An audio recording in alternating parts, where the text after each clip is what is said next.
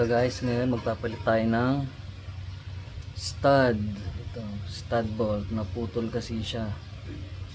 Yan, ito. Naputol. Sobrahan sa sikip. Kaya ito nangyari. Yan, putol siya ngayon. So ito, papalit natin. Yan, so kabit muna natin.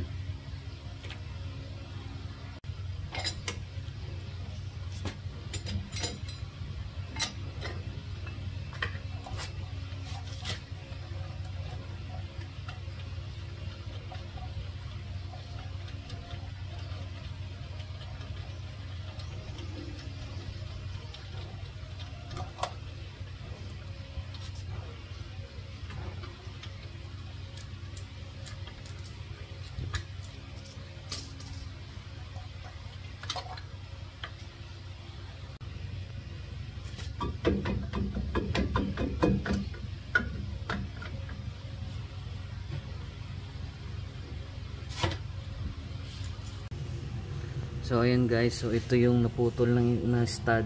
So hindi ito papasok dito kasi dito siya nakatapat. So dapat ilipat natin siya dito sa malawang na space dito banda para maipasok siya sa likod ng tornilyo.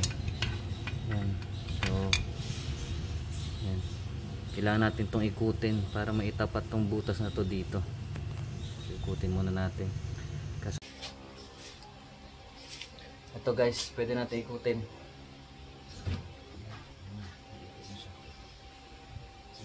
So naka-neutral na to, kaya pwede na siya ikutin.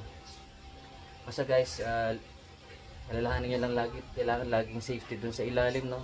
Ako doble yung jack, wala kasi akong jack stand, so yung jack ko is doble. Tapos meron akong kahoy dun sa ilalim, isa pang pang suporta para lang sigurado.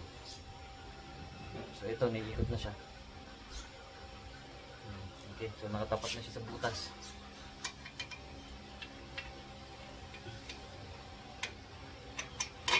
Ayun, so ayun guys, pasok na siya. Okay. Safety muna natin.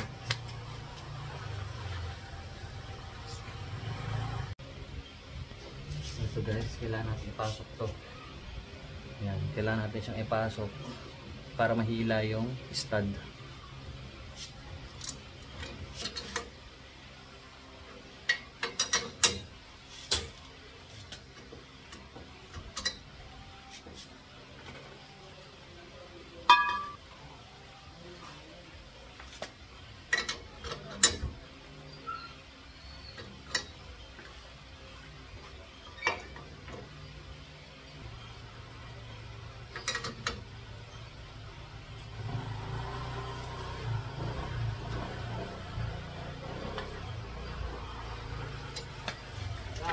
Oi.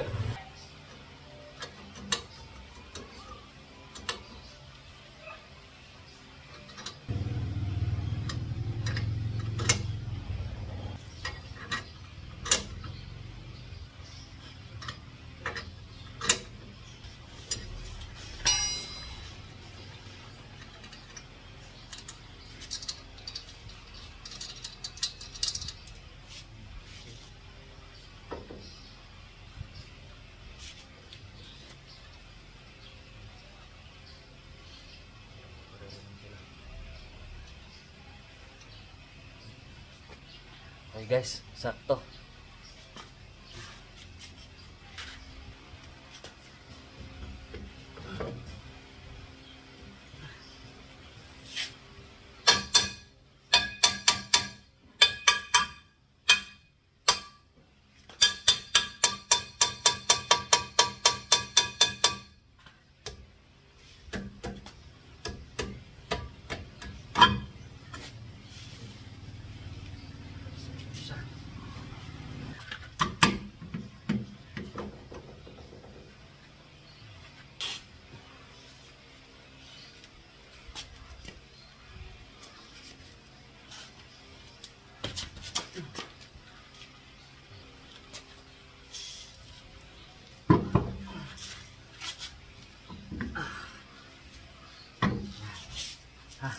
Hirap nang walang kasama guys.